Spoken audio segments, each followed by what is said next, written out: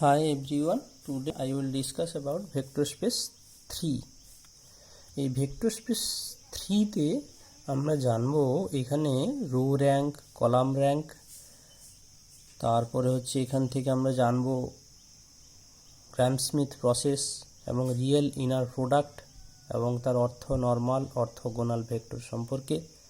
আরও আমরা জানবো এখানকার সিস্টেম অফ লিনিয়ার ইকুয়েশনের আবার প্রপার্টিজ এবং তার হোমোজিনিয়াস নন হোমোজিনিয়াস সম্পর্কে আমরা জানব।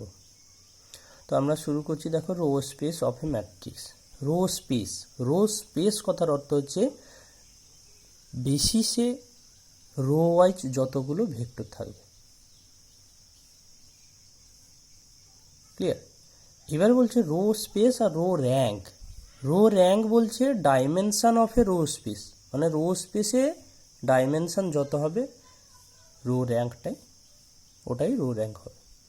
এবার row space of A matrix আগে জানি কি বলছে। এ যদি একটা এম ক্রস এন ম্যাট্রিক্স হয়, সেটা যদি ফিল্ডে থাকে, তাহলে আমরা বলবো ইচ রো অফ এ ম্যাট্রিক্সের প্রত্যেকটা row is an n tuple vector in F to the power n, মানে field of scalar. The row vectors of A generate a vector space. তার মানে এ ম্যাট্রিক্সের রো ভেক্টরগুলো জেনারেট করবে ভেক্টর স্পেসে, সেগুলোকে বলা হচ্ছে row space of A, and is denoted by R, capital R of A. এবার বলছে dimension of R of A, মানে রো স্পেসের ডাইমেনশন যত হবে সেটাকে বলা হচ্ছে rho rank of A. Row rank of A always less than equal to N, এনের থেকে ছোট হতে মানে অথবা সমান হতে হবে। নেক্সট চলে যাই column space of A matrix. বলছে এ একটা M cross N matrix over a field F, each column of A is M tuple vector in M to the power M. The column vector of A generate a vector space which is said to be column space of A and is denoted by C of A. মানে এটাও একই রকম, এটা column wise যতগুলো vector থাকবে সেটা হচ্ছে column space. আর dimension কি না, কলাম সি অফ এ মানে কলাম স্পেস অফ এ, তার ডাইমেনশন যত হবে কলাম র্যাঙ্কটা সেটাই হবে। বলছে column rank of A less than equal to M হবে। নেক্সট চলে যাই একটা এক্সাম্পল নিয়ে। বলছে এ একটা ম্যাট্রিক্স দেওয়া আছে, row space of A is linear span of the vectors row wise. আমি আলফা 1 আলফা 2 আলফা 3 ধরে নিয়েছি। আলফা 1 হচ্ছে 1 2 0 0 1 3, আলফা 2 2 0 1 আলফা 3। এই তিনটে ভেক্টরের যদি আমরা লিনিয়ার কম্বিনেশন নিই তাহলে হবে C1 alpha 1 plus C2 alpha 2 plus C3 alpha 3। এই C1 alpha 1 plus C2 alpha 2 plus C3 alpha 3 যদি আমরা দেখাতে পারি এই আলফা 1 আলফা 2 আলফা 3 ভেক্টরটা লিনিয়ারলি ইন্ডিপেন্ডেন্ট, সেক্ষেত্রে আমরা বলতে পারবো row rank of A is 3। যেহেতু লিনিয়ারলি ইন্ডিপেন্ডেন্ট হওয়া মানে কি বেসিস ভেক্টর হয়ে যাচ্ছে, আর বেসিস ভেক্টর যেহেতু তিনটে ভেক্টর ধরে নিয়েছি তাই rank 3।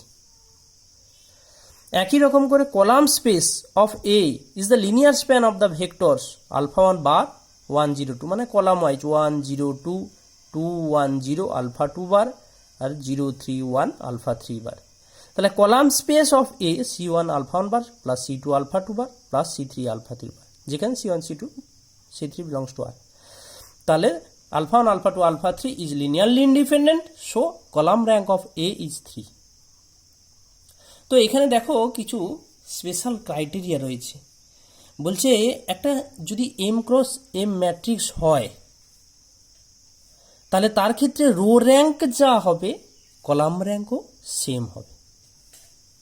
For A matrix A the row rank of A equal to the column rank of A. Next চলে যাই। বলছে আমরা কিন্তু র্যাঙ্কের আর র্যাঙ্ক অফ এ ট্রান্সপোজ ধরেছিলাম একই, কিন্তু অ্যাডজয়েন্টের ক্ষেত্রে কিন্তু সেই রুল ফলো করবে না। বলছে একটা অ্যাডজয়েন্ট ম্যাট্রিক্সের র্যাঙ্ক কত হবে। অ্যাডজয়েন্ট ম্যাট্রিক্সের র্যাঙ্ক অফ এ যদি এন হয় তাহলে সেটা বলতে পারবো এন বলে, rank of A equal two যদি n-1 হয়, তাহলে n এর থেকে কম হয়, তাহলে সেক্ষেত্রে আমরা বলতে পারবো স্ট্রিক্টলি 1। র্যাঙ্ক অফ এ যদি n-1 এর থেকে ছোট হয়, তাহলে বলতে পারবো 0। এরপরে আমরা একটা এক্সাম্পল নিয়ে চলে যাই রো র্যাঙ্ক আর কলাম র্যাঙ্ক নিয়ে। Determine the row rank and column rank of the matrix A and verify row rank of A equal to column rank of A, where A equal to matrix দেওয়া আছে।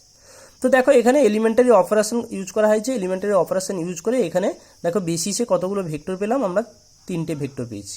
3টে ভেক্টরের মধ্যে দেখো 2টো non zero পেয়েছি, একটা zero পেয়েছি। তাহলে এক্ষেত্রে আমরা বলতেই পারবো যে রো র্যাঙ্ক হচ্ছে 2, রো র্যাঙ্ক হচ্ছে 2, মানে এটা ইকোলন ম্যাট্রিক্স হয়ে যাচ্ছে। তাহলে রো র্যাঙ্ক ইকুয়াল টু 2 বলতে পারবো। যেহেতু বেসিস ভেক্টর কটা পেয়েছি, non zero basis vector row vector কটা পেয়েছি, 2টো পেয়েছি। নন জিরো রো ভেক্টর যতগুলো হবে সেটাই হচ্ছে ফর্ম বেসিস অফ, তো row rank of A is 2। একই রকম করে এই যে আমরা কলাম র্যাঙ্ক বের করব, কলাম র্যাঙ্ক বের করার জন্য আমরা কি করতে হবে, এ ম্যাট্রিক্সের ট্রান্সপোজ নিতে হবে। এই ট্রান্সপোজ নেওয়ার পরে আমরা সেটাকে আমরা কি করব, এলিমেন্টারি অপারেশন ইউজ করব। এলিমেন্টারি অপারেশন ইউজ করার পরে আমরা যতগুলো নন জিরো মানে দুটোকেই কিন্তু রো ইকোলন ম্যাট্রিক্স হিসেবেই তৈরি করতে হবে, কলাম ইকোলন ম্যাট্রিক্স বলে কিছু হয় না। তো রো ইকোলন ম্যাট্রিক্স যখন আমরা তৈরি করতে যাব তখন আমরা কি করব, ট্রান্সপোজ নিয়ে তখন কিন্তু আমরা বের করব। তাহলে রো ইকোলন ম্যাট্রিক্স দেখিয়ে দিয়েছি। এখানেও দেখা যাক 2টো নন জিরো রো পেয়ে গেছি। 2টো নন জিরো রো পেয়ে যাওয়া মানে 2টো, সেক্ষেত্রে আমরা কলাম র্যাঙ্কটা বলতে পারবো 2 বলে। তাহলে এ ট্রান্সপোজের র্যাঙ্ক হচ্ছে 2, then column rank of A is 2। So row rank of A equal to column rank of A. Next চলে যাই আমরা মোস্ট ইম্পর্টেন্ট জিনিস, যেটা হচ্ছে সিস্টেম অফ লিনিয়ার ইকুয়েশন। এই সিস্টেম অফ লিনিয়ার ইকুয়েশন আমরা অনেকভাবে পড়েছি। ম্যাট্রিক্সের ক্ষেত্রে আমরা ইনভার্স মেথডের সাহায্যে পড়েছি, তারপরে আমরা ক্র্যামার্স রুলের সাহায্যে, আমরা ডিটারমিনেন্টের ক্ষেত্রে আমরা ক্র্যামার্স রুলের সাহায্যে আমরা পড়েছি। আবার ক্লাস লোয়ার লেভেলের 6-7 দিকে আমরা পড়েছিলাম তুলনামূলক, অপনয়ন, বজ্রগুণন, এইভাবে আমরা system of linear equation solve করেছি। এই সিস্টেম অফ লিনিয়ার ইকুয়েশনটা হচ্ছে কি, একটা এমটা যদি লিনিয়ার ইকুয়েশন থাকে এবং এনটা যদি আননোন থাকে, দ্যাট মিনস ভ্যারিয়েবল থাকে, তাহলে আমরা a11 x1 plus a12 x2 plus dot dot plus a1n xn equal to b1, a21 x1 plus a22 x2 plus dot dot plus a2n xn equal to b2, am1 x1 am2 x2 amn xn equal to bm, যেখানে a1 a2 dot dot an এইগুলো হচ্ছে সব scalar constant. এটাকে যদি আমরা matrix ফর্মে লিখতে চাই তাহলে আমরা ফর্মুলাটা পাবো ax ইকুয়াল টু b, যেখানে এটা হচ্ছে a11 a12 a1n dot dot করে am1 am2 dot dot amn। এটা একটা ম্যাট্রিক্স পাবো যেটাকে বলা হচ্ছে কোফিসিয়েন্ট ম্যাট্রিক্স। একই রকমভাবে x equal to x1 x2 dot dot xn, যেটা আমরা পাবো আননোন, যেটা আমরা জানি না, বা ভ্যারিয়েবল ম্যাট্রিক্স বলে আমরা ডিক্লেয়ার করব। এবং b equal to capital B equal to b1 b2 dot dot bm, যেটা দেওয়া থাকে আমার, এই ভ্যালুগুলো আমরা দেওয়া থাকবে, এগুলো তাই নোন ম্যাট্রিক্স অথবা কনস্ট্যান্ট ম্যাট্রিক্স হিসেবে ট্রিট হচ্ছে। তো এখানে অগমেন্টেড ম্যাট্রিক্সটা কি, অগমেন্টেড ম্যাট্রিক্স হচ্ছে এ ম্যাট্রিক্স পেয়েছিলাম, এ ম্যাট্রিক্স মধ্যে কোফিসিয়েন্ট ম্যাট্রিক্সটা পেয়েছিলাম a11 a12 dot dot a21n am1 m2 dot dot amn, এইটা আমরা পেয়েছিলাম। সঙ্গে আমরা কলাম ভেক্টর বি ভেক্টরটা নিয়ে নিব, বি ভেক্টর বলতে b1 b2 dot dot bm, যেটা নেব। এই টোটাল ম্যাট্রিক্সটাকে বলা হচ্ছে অগমেন্টেড ম্যাট্রিক্স, যেটাকে ডিনোটেড করা হয় এ সাফিক্সে বি অথবা বি এ ক্যাপিটাল বি। এরপরে আমরা দুটো জিনিস জানতে চাই যে সিস্টেম অফ লিনিয়ার ইকুয়েশন এটা দুটো রকমের হয়, একটা হচ্ছে কনসিস্টেন্ট সলিউশন, একটা ইনকনসিস্টেন্ট সলিউশন। এই কনসিস্টেন্ট সলিউশন বলতে কি সলিউশন থাকবে, দ্যাট মিনস সলিউশন এক্সিস্ট করবে।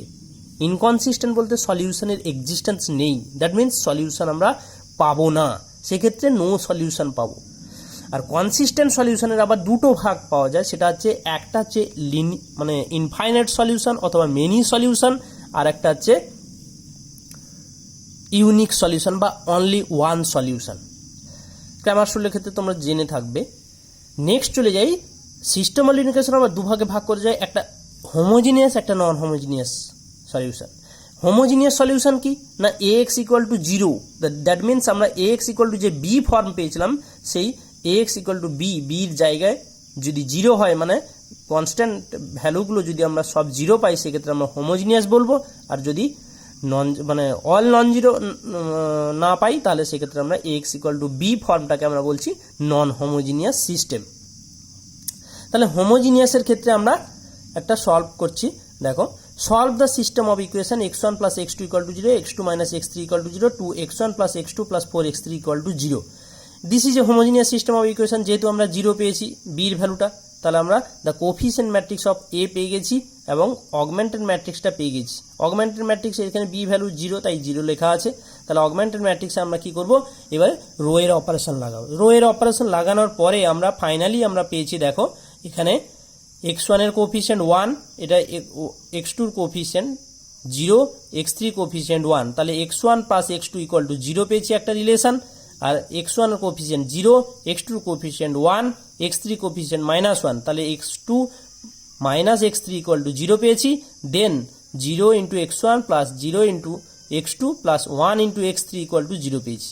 তাহলে আমরা x3 ইকুয়াল টু 0 পেয়ে গেছি। That means x1 equal to x2 equal to 0 উপরেরটার থেকে পাবো, এবং ফাইনালি x1 ইকুয়াল টু 0 পাবো। তাহলে এখান থেকে তিনটে সলিউশন পাচ্ছি, তিনটেই 0 সলিউশন পাচ্ছি। x1 equal to x2 equal to x3 equal to 0। Therefore the system of equation has only 0 solution, has only 0 solution. এরপরে একটা মোস্ট ইম্পর্টেন্ট ম্যাটার জেনে রাখো, বলছে if the number of equations be less than the number of unknowns in a homogeneous system X equal to 0, তার মানে x equal to 0 যে সেটা homogeneous system, সেই হোমোজিনিয়াসের সিস্টেমের ক্ষেত্রে বলা হচ্ছে নাম্বার অফ ইকুয়েশন যদি নাম্বার অফ আননোনসের থেকে ছোট হয়, তাহলে আমরা সেক্ষেত্রে আমরা সিস্টেম অবশ্যই নন জিরো সলিউশন দেবে, সেই সলিউশনটা নন জিরো সলিউশন হবে। এরপরে আমরা জানব নন হোমোজিনিয়াস সিস্টেমের ক্ষেত্রে। নন হোমোজিনিয়াস সিস্টেমের ক্ষেত্রে আমরা একটু পরে নেক্সট ভিডিওর জন্য ওয়েট করো। Thank you.